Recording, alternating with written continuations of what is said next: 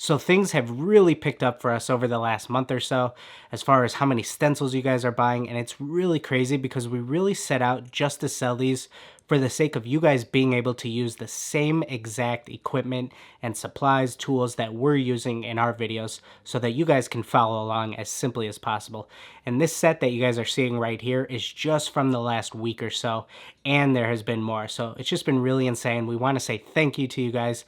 I know there has been some delays in getting them out because it's just honestly been hard to keep up. Pretty soon it's going to be time to upgrade some of our equipment because right now we just have a desktop cutter, which is really just for personal use, not for pumping out tons of orders. But it's been crazy, so we just want to say thank you guys for the support for that. So without further ado, let's go ahead and talk about these Super Bowl cleats.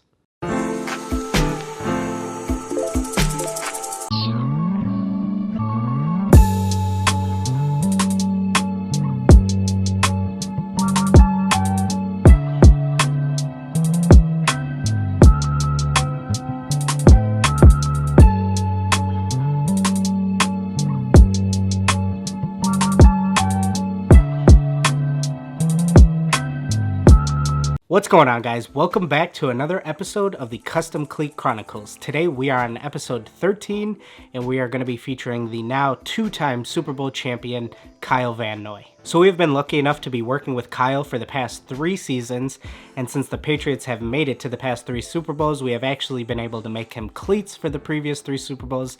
He has now won 2 of those, and this year we decided to whip him up 2 pairs so that he would have the option to choose from.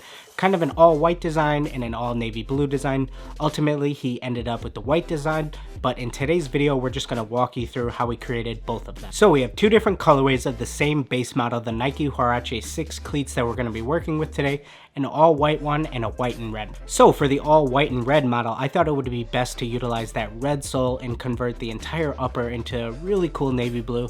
So we had this nice blend of navy blue with the red sole. I thought that a Patriots logo near the swoosh would just really pop on these. So the first thing that we had to do was just change the entire upper to a navy blue. And I talked about this in our most recent episode of the Custom Cleat Chronicles. Rather than just going straight into navy blue, I like to use a couple build-up coats.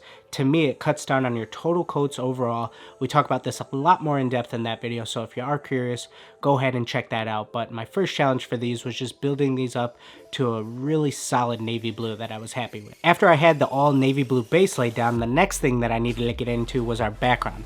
So in order to create the background that I wanted to flow with these, I wanted to utilize just a 5-star stencil print along with some silver pops that I thought would really just help blend in with a silver swoosh that I knew I was going to do in the end. So when I'm laying down some of these stencils, the way that I go about creating the color is I'll take the base color that I'm working with, navy blue in this case, and just throw in a couple drops of either white or black depending if I want it to be lighter or darker. In this case I wanted lighter, so I threw a couple drops of white into my mixture of navy blue, and then that's the color I laid down for the star print. So the next thing that I wanted to do was lay down a Patriots logo stretching across the toes of these.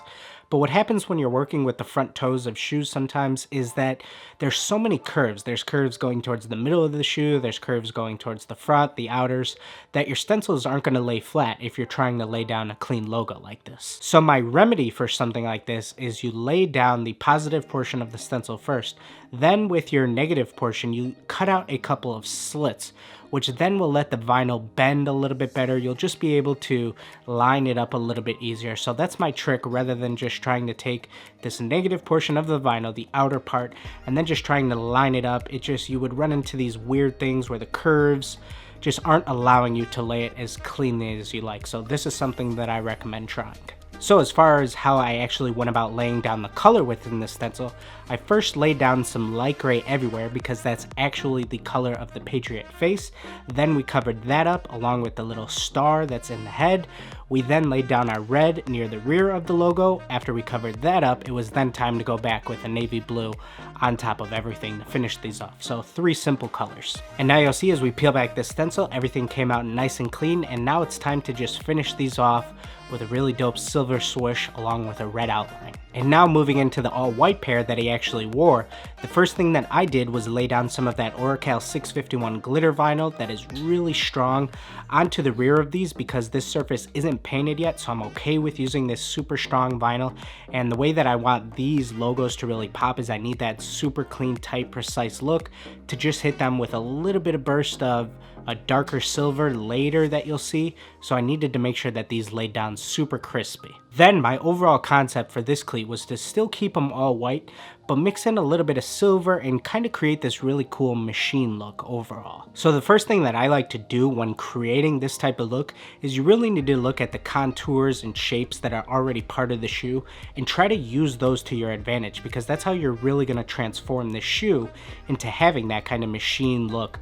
So you look at the curves and the indents and the line work that's already within the shoes, and then you create some of your shading around there. So the way that I go about this is find, like I said, any of those line works or curves, tape those off, and then lay down a super light mist of a kind of dark silver just going along that tape line. And once you start to peel that back, you'll see that you created this nice shading effect around everything. And then after you've hit all of your major contours of the shoe, sometimes you take a look at what you already have and you add in some perpendicular lines that are just going the opposite way to create some more shading, and just, like I said, try to build up this really cool machine look.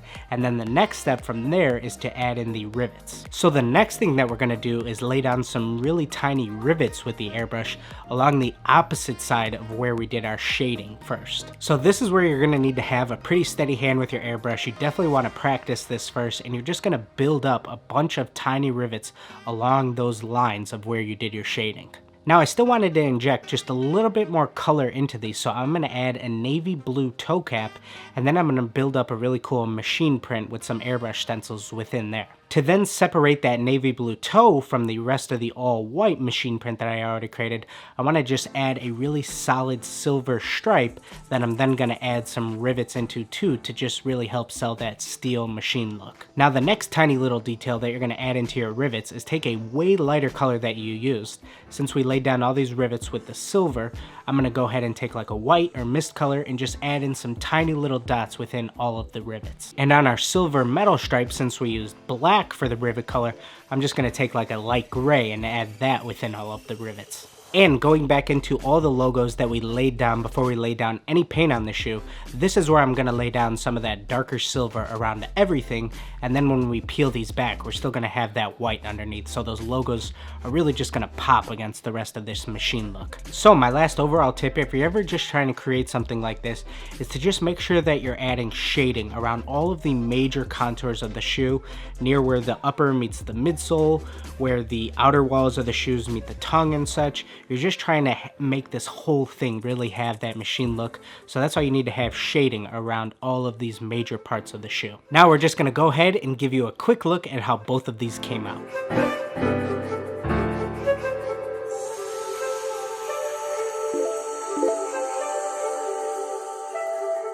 Alright, so that was one heck of a Super Bowl, wasn't it, guys? But all jokes aside, for us it is super cool to see our cleats be featured in the Super Bowl, and it's, you know, just super cool as a sports fan to know that millions of people are watching this event, and to be able to say that, hey, we played a super small part and we have one of the Super Bowl winners wearing our cleats is just something we don't take for granted, and we are so thankful to have the opportunity to do that. So we hope that you guys are able to take away at least a few tips and tricks from today's video.